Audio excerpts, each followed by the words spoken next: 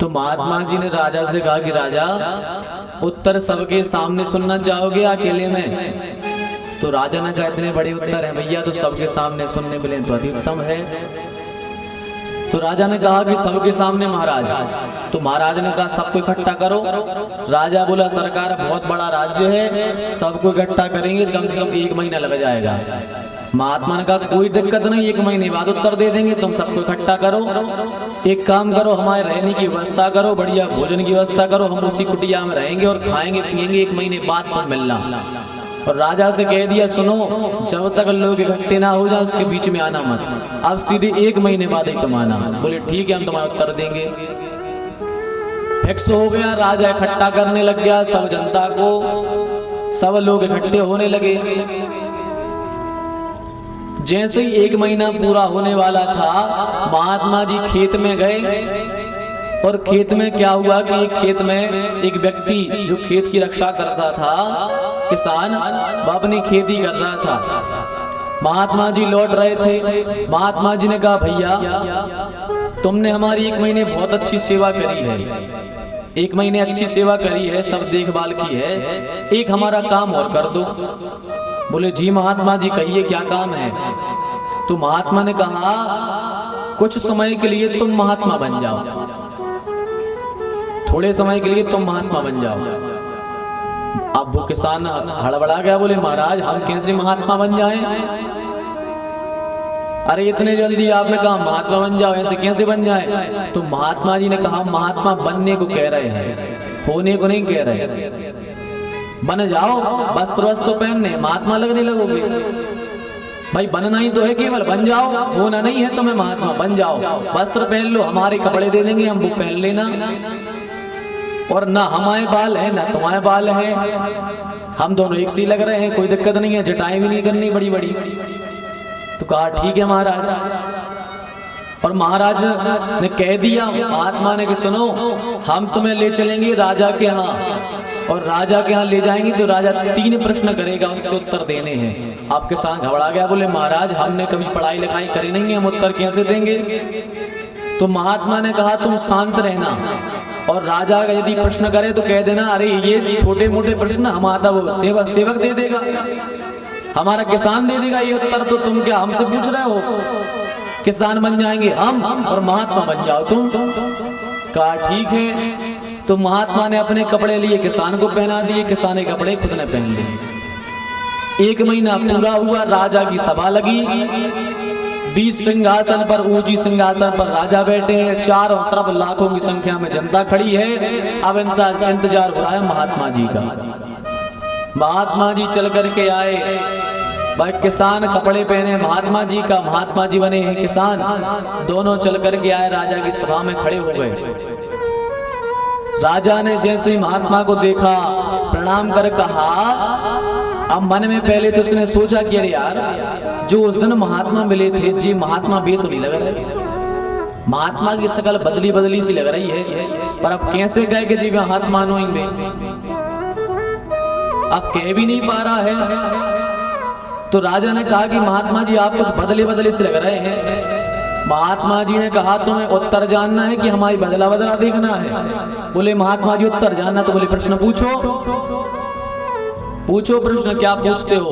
तो कहा महाराज ये बताओ कि भगवान एक है कि अनेक है? अब महात्मा बोले राजा देखो तुम हो पढ़े लिखे, तो तुम्हें पढ़ाई लिखाई वाली गिनती से समझाने पड़े है। बोले कैसे? बोले काम करो, मणियां बुलवा, कुछ मणियां लेके आओ। राजा ने तत्काल आदेश दिया, मणियां आ गई, 10 मणि आई एक थाली में सजा करके।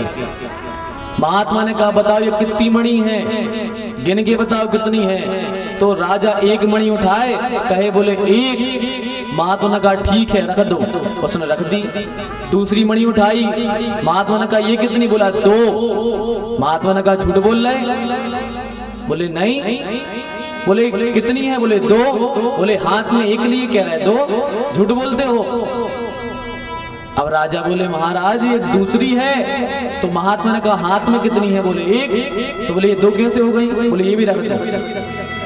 तीसरी मणि उठाई, राजा ने कहा 3, महात्मा ने कहा फिर झूठ बोलते हो, हाथ में 1 लिए और कह रहा है 3, हाथ में कितनी मणि है? बोले 1, और बोले बोल कितना है? बोले 3, तो बोले फिर झूठ बोल रहा है, 1 मणि है 3 कह रहे। अब राजा चकरा गया, बोले महाराज हमारी समझ में नहीं आ रहा, आप ही बता दो क्या कहना चाहते हैं। तो महात्मा ने कहा राजा भगवान है तो एक ही, भगवान है तो एक ही, पर जिसकी समझ में भगवान जैसे आता है, जो भगवान को जिस रूप में पा लेता है, जिस रूप में अपने अंदर कल्पना करता है, भगवान उसी रूप में उसके सामने प्रकट हो जाते हैं और भगवान एक से अनेक बन जाते हैं तो भगवान एक ही। एक के बिना दूसरी मणि अधूरी है, यदि एक नहीं हुआ तो दूसरा कहां से आएगा? यदि एक नहीं आया तो 3 कहां से आएगा? है तो एक ही मूल में, और 9 के बाद 10 आएगा तो फिर भी एक ही बचेगा। माने परमात्मा है तो एक, जैसे वृक्ष की जड़ होती है एक और डाल अनेकों हो जाती हैं, हजारों हो जाती हैं, तो ऐसे ही भगवान है तो एक, पर जिसको जैसे अनुभव में आया उसका वह नाम रख दिया और भगवान कहना ले लगे। जैसे हम ही हैं, हम सब हैं। अब हम आपसे पूछें आप कौन हो? हम किसी व्यक्ति यहाँ बैठे हो इतने जन, हम किसी से पूछें आप कौन हो, तो आप कहोगे कि हम पिताजी हैं। क्यों? तुम्हारा बेटा आया, बेटे ने कहा और पिताजी? हमने तुमसे पूछा कौन हो, तुम कहोगे पिताजी हैं, इतने में तुम्हारे बाप आ गए। अभी कह ले काहे बेटा बैठे हो, अब बताओ। इतने में तुम्हारी बहन आ गई और भैया कैसे हो, इतने में दादाजी आ गए और बेटा नाती कैसे हो। कोई बालक आ गया बोले फूफा जी कैसे हो, कोई बालक आया बोले मामा जी कैसे हो, एक बालक आया बोले मौसा जी कैसे हो। अब तुम बताओ कि तुम बालक हो के मौसा जी हो के पिताजी हो के बेटे हो के हो कौन? तुम कौन हो? आप हो तो एक ही, पर जो आपका संबंधी है, जो जिस भावना से आपको मानता है, वह वैसा आपको मान लेता है। आपकी बहन का बेटा आपको मामा मानता है, आपका बेटा आपको पिताजी मानता है, आपके पिताजी आपको बेटा मानते हैं, पर हो तो तुम एक ही, अनेक तो हो नहीं। ऐसे ही भगवान भी एक है, बस भगवान के नाम अलग अलग हैं और अलग अलग भगवान के रूप बन जाते हैं। बाकी है मूल में भगवान परमात्मा एक ही।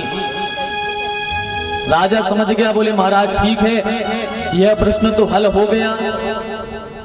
अब दूसरा प्रश्न, महात्मा ने कहा दूसरा क्या प्रश्न है? बोले महात्मा बोले भगवान रहता कहाँ है?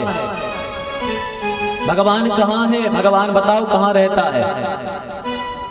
तो महात्मा ने कहा राजा साहब बड़ी देर से प्रश्न कर रहे हो, कुछ खाने पीने का पूछ नहीं रहे, आए और सीधा प्रश्न करने लग गए। अरे कोई स्वागत करो, दूध पिलाओ, दूध लाओ पीने के लिए हमारे लिए, एक कटोरे में दूध लाओ, पिएंगे पहले फिर उत्तर देंगे। जैसे ही आए सीधे प्रश्न चालू कर दिए, ना खाने का पूछा ना पानी का। जाओ एक कटोरी में दूध लाओ। सेवक गया एक कटोरी में दूध ले आया। अब जब दूध महात्मा के सामने आया, सामने टेबल पर दूध रखा, अब महात्मा जी उसमें उंगली चलाएं। महात्मा जी उस दूध में क्या करें? उंगली चलाएं। राजा देखता रहा, 5-10 मिनट हो गए। राजा ने कहा महात्मा जी ये क्या कर रहे हो, उंगली क्यों चला रहे हो, क्या देख रहे हो इसमें? तो महात्मा ने कहा हम इसमें दही खोज रहे, इसमें हम घी खोज रहे हैं। घी कहाँ है? इसमें हम घी खोज रहे हैं कि दूध में सुना है घी रहता है, तो हम वो घी निकालने की कोशिश कर रहे हैं। महात्मा ने कहा कि हम घी ढूंढ रहे हैं। राजा ने कहा महात्मा जी ऐसे घी थोड़ी मिलता है। बोले कैसे?